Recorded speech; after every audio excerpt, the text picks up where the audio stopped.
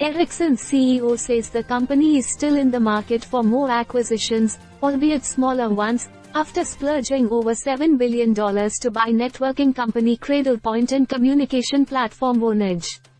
In contrast with Nokia, which announced a new strategy focused on enterprise, Ericsson expects to continue to focus on its business of selling to communications service providers, CSPs, or telecom operators along with adding to its enterprise offerings.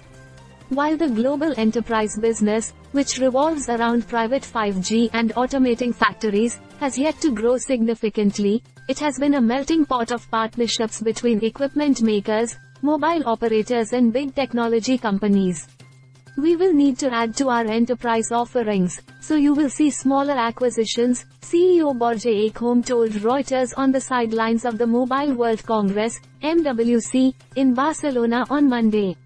Nothing big, because we would much rather consolidate what we have now, and really expand into that next step. Ekholm said he expected the company's enterprise offering to grow, rather fast, and could eventually offset sluggish demand for its CSP offering. Over time, it should compensate for slower, or even negative, growth in our CSP business.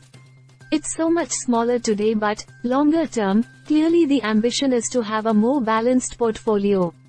Telecom giant, Ericsson, which announced plans to cut 8,500 employees last week, has seen overall margins erode as growth now mainly comes from fiercely price-competitive markets such as India, and its once big China market has slowed to a trickle.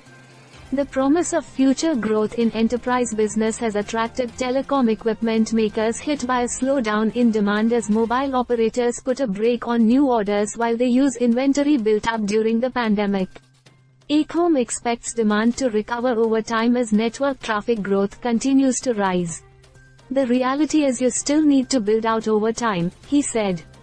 We have 90% plus of sales from CSPs. We need to build on that strength that is always central.